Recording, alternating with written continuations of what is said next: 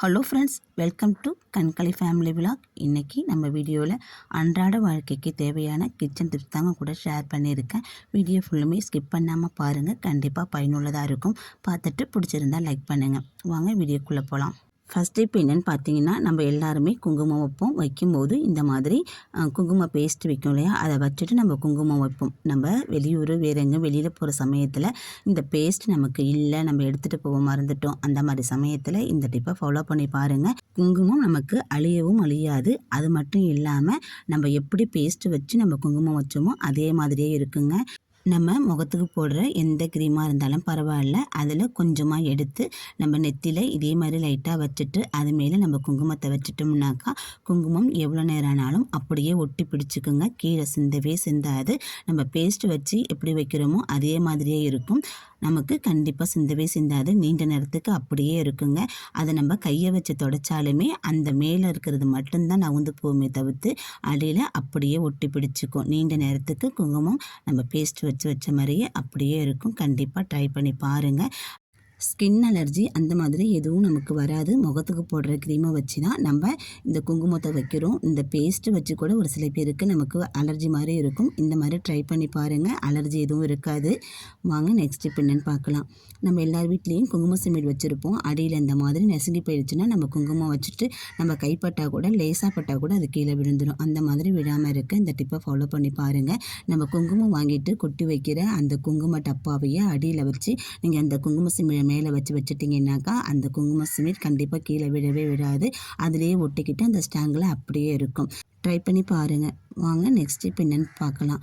எல்லார் வீட்லேயும் காஃபி போடுவோம். பாக்கெட்டில் காஃபி தூள் வாங்கிட்டு வந்துட்டு கட் பண்ணி கொஞ்சமாக நம்ம எடுத்துகிட்டு அதை அப்படியே நம்ம வச்சுருவோம். அது என்ன ஆகும்னு பார்த்தீங்கன்னாக்கா அதில் காற்று பூந்து கட்டி பிடிச்சி அது அப்படியே அந்த பாக்கெட்லேயே ஒட்டிக்கும். அந்த மாதிரி ஒட்டாமல் இருக்கிறதுக்கு இந்த டிப்பை ஃபாலோ பண்ணி பாருங்கள். கண்டிப்பாக பயனுள்ளதாக இருக்குங்க. நம்ம அதை அப்படியே வைக்காமல் நம்ம இந்த மாதிரி ட்ரிக்கை நீங்கள் யூஸ் பண்ணி வச்சு பாருங்கள். நம்ம அப்படியே வச்சோன்னா இந்த மாதிரி தான் ஆகும். காப்பித்தூள் பொங்கி அந்த மாதிரி வழிஞ்சிடும். உள்ளே இருக்கிற காப்பித்தூளையும் மேலே இருக்கிற அந்த பொங்கி வழிஞ்ச காப்பித்தூள் வீணாக்கிடும்.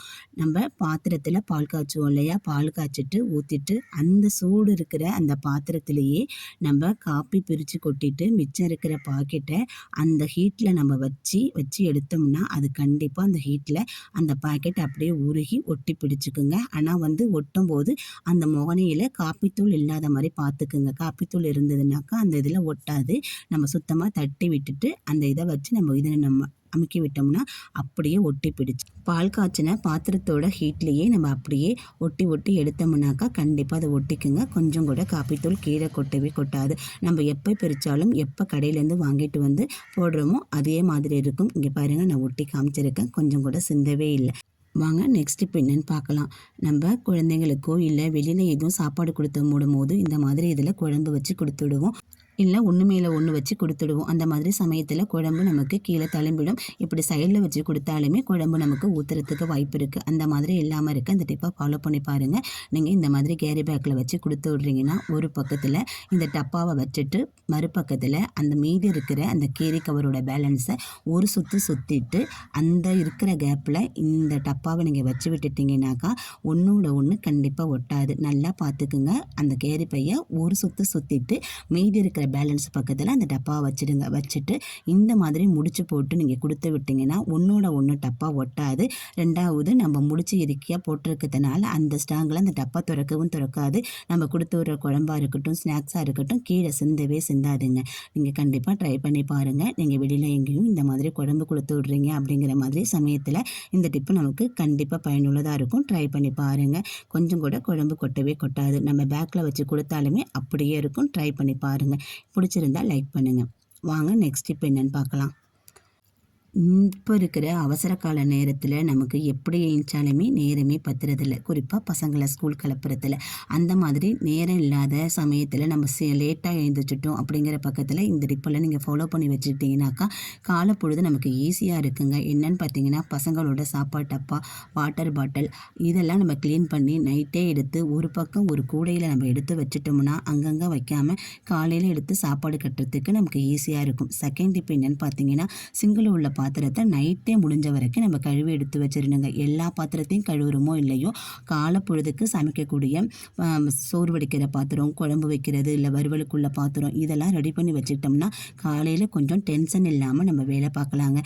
அது மட்டும் இல்லாமல் காலையில் நம்ம இந்த சாப்பாடு தான் செய்ய போகிறோம் அப்படிங்கிறத நம்ம முன்கூட்டியே முடிவு பண்ணி வச்சுருப்போம். அதுக்கு தகுந்த மாதிரி அரிசி எடுத்து ஊற வச்சுக்கிறது, இல்லை தோசை ஊற்ற போகிறோன்னா அதுக்கு தகுந்த மாவு, சட்னிக்கு தகுந்த ஜாமான்களை எடுத்து நம்ம பக்கம் பக்கமாக வச்சுக்கிட்டோம்னா காலையில் கிளம்பி நமக்கு வேலை பார்க்குறதுக்கு ஈஸியாக இருக்கும். டென்ஷனும் இருக்கவே இருக்காதுங்க. அதுக்கப்புறம் பசங்களோட ஷூவு, யூனிஃபார்ம் இதெல்லாம் எடுத்து நம்ம ஒரு பக்கமாக வச்சுட்டோம்னா அவங்கள வந்து பார்த்துப்பாங்க. நம்ம அவங்களுக்கு ஒன்று ஒன்றா போய் தேடி எடுத்து கொடுக்கணுங்கிற அவசியமும் இருக்காது. இந்த குட்டி குட்டி வேலையில் நம்ம பார்த்து வச்சுக்கிட்டோம்னா நமக்கு காலையில் டென்ஷன் இல்லாமல் பசங்களை கிளப்புறதுக்கு ஈஸியாக இருக்கும். நீங்கள் எந்த மாதிரி ப்ரிப்ரேஷன் வேலையெல்லாம் பார்த்து வைப்பீங்க பசங்களுக்காகன்னு கமெண்டில் சொல்லுங்கள். வாங்க நெக்ஸ்ட் இப்போ என்னென்னு பார்க்கலாம். நம்ம எல்லார் வீட்லேயும் காய் திருவள்ளுவர் இந்த மாதிரி இருக்கும். அதை பயன்படுத்த அதில் உள்ள ஷார்ப்னஸ் நமக்கு போயிடுங்க. காய் சீவுறதுக்கு ஒழுங்காக வராது. அந்த மாதிரி சமயத்தில் இந்த மாதிரி அகல் விளக்கு ஒன்று எடுத்துக்குங்க. எடுத்துகிட்டு அது மேலே லைட்டாக நம்ம காய் சீவுற மாதிரியே தீத்தி கொடுத்தோம்னா அதில் இருக்க ஹோல்ஸ் எல்லாமே நல்லா நமக்கு ஷார்ப்பாகி வந்துடுங்க. காய் சீவும் போது ஈஸியாக நமக்கு திரும்பி வரும். இந்த அகல் விளக்கை இதை செய்வதற்குன்னே எடுத்து தனியாக வச்சுக்கோங்க. திரும்பி நம்ம விளக்கேற்றினோம்னா அதில் எண்ணெய் கசியும். இந்த டிப்பை நீங்களும் ட்ரை பண்ணி பாருங்கள். கண்டிப்பாக ஒர்க் அவுட் ஆகுங்க. பயனுள்ளதாக இருக்கும். நம்ம காய் சீவுறதுக்கு ஈஸியாக இருக்கும். வீட்டிலையே இந்த காய் சீவுற திருவிழா நம்ம ஷார்ப் ஏற்றிடலாங்க. ட்ரை பண்ணி பாருங்கள். வாங்க நெக்ஸ்ட் டிப் என்னென்னு பார்க்கலாம். நம்ம கடையிலெல்லாம் ஹோட்டலில் ஏதாச்சும் பார்சல் வாங்கிட்டு வருவோம். வாங்கிட்டு இந்த டப்பா நமக்கு வேஸ்ட்டாக தாங்க வீட்டில் இருக்கும். அதில் இந்த மாதிரி கத்தியை ஹீட் பண்ணிவிட்டு நமக்கு எந்த அளவுக்கு தேவையோ அந்த அளவுக்கு நீட்டமாக நம்ம இதில் ஹோல்ஸ் போட்டு எடுத்துக்கலாங்க. இது முக்கியமான ரீயூஸ் ஐடியாவை நமக்கு கண்டிப்பாக யூஸ் ஆகும். நான் எல்லாத்துலேயும் சின்ன சின்னதாக இந்த மாதிரி கத்தியை வச்சு ஹோல்ஸ் போட்டு எடுத்துக்கிட்டேங்க. இதை எதுக்கு பயன்படுத்த போகிறோன்னு பார்த்தீங்கன்னாக்கா, நம்ம வீட்டில் உள்ள ஸ்பூனை சொருகி வச்சுக்கலாங்க. ஸ்பூன் ஸ்டாண்டாக தாங்க பயன்படுத்த போகிறோம். தூக்கி போடுற டப்பாவை நம்ம இந்த ஸ்பூன் எந்த அளவுக்கு வைக்கிறதுக்கு தகுந்த மாதிரி ஹோல்ஸ் போட்டுட்டு இந்த டப்பாவை நம்ம எடுத்து வச்சிட்டோம்னா நம்ம எவ்வளோ ஸ்பூன் வேணுனாலும் அதில் நம்ம ஆர்கனைஸ் பண்ணி வச்சுக்கலாங்க. இதுக்காக நம்ம கடையில் ஸ்பூன் ஆர்கனைஸ் பண்ணி வைக்கிறதுக்காக காசு கொடுத்து நம்ம கடையில் வாங்க வேண்டிய அவசியம் இருக்காது. அது கூடவே இந்த மாதிரி கத்தியை கூட நம்ம போட்டு வச்சுக்கலாங்க. கண்டிப்பாக யூஸ்ஃபுல்லாக இருக்கும். நம்ம கிச்சனில் வச்சு பார்க்குறதுக்கு நமக்கு அழகாக இருக்குங்க. இதுக்கு அடியில் ஹோல்ஸ் போட்டு வச்சிட்டோம்னாக்கா நம்ம ஸ்பூன் வைக்கும் போது சிந்துற தண்ணி கூட அடி வழியாக வந்துடுங்க. அதில் நிற்காது. கண்டிப்பாக பயனுள்ளதாக இருக்கும். பிடிச்சிருந்தா என் சேனலுக்கு ஒரு லைக் கொடுங்க. வாங்க நெக்ஸ்ட் ஸ்டெப் என்னென்னு பார்க்கலாம். நம்ம எல்லார் வீட்லேயுமே நான்வெஜ் சமைச்சிட்டு கிச்சனில் வந்து புகுந்தோம்னா ஒரு மாதிரி நான்வெஜ் ஸ்மெல் வந்துக்கிட்டே இருக்குங்க. அந்த மாதிரி சமயத்தில் ஒரு பாத்திரத்தில் கொஞ்சமாக தண்ணி ஊற்றி கொதிக்க வச்சுக்குங்க. அது கூடவே நம்ம கூட என்ன வாசனை பொருள், கம்போர்ட்டு, சாஃப்ட் டச் என்ன யூஸ் பண்ணுறோமோ அதை கொஞ்சம் போல் ஊற்றிட்டு அந்த தண்ணியை நல்லா கொதிக்க விடுங்க. கொதிக்கும் போது அந்த ஆவியில் அந்த கம்போட்டு வாடை நம்ம அந்த கிச்சன் முள்ளுமே அப்படியே நல்லா பரவுங்க. நல்ல மணமாக இருக்கும். இந்த நான்வெஜ் ஸ்மெல் கொஞ்சம் கூட இருக்கவே இருக்காது. அது மாதிரி இந்த மழை காலத்தில் நமக்கு வீடெல்லாம் நமுத்து போய் ஒரு மாதிரி ஈரவாடை வந்துக்கிட்டே இருக்குங்க.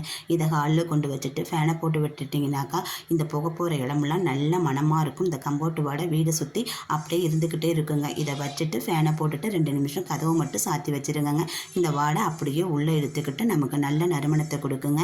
இந்த தண்ணியை நம்ம ஸ்ப்ரே பாட்டிலில் ஊற்றி நம்ம கதவு, அது மட்டும் இல்லாமல் நம்ம ஸ்க்ரீனு இதிலெல்லாம் நம்ம அடித்து விட்டுட்டோம்னாக்கா அந்த காற்று வாடைக்கு நல்ல நறுமணமாக இருக்குங்க. வீடு ஃபுல்லுமே நல்ல வாசமாக இருக்கும். கண்டிப்பாக அந்த டிப்பு ஒர்க் அவுட் ஆகும்னு நினைக்கிறேன். ட்ரை பண்ணி பாருங்கள். அது மட்டும் இல்லாமல் இந்த தண்ணி ஆறி போனதுக்கு அப்புறம் இதை கீழே தூக்கி ஊற்றிடாதீங்க.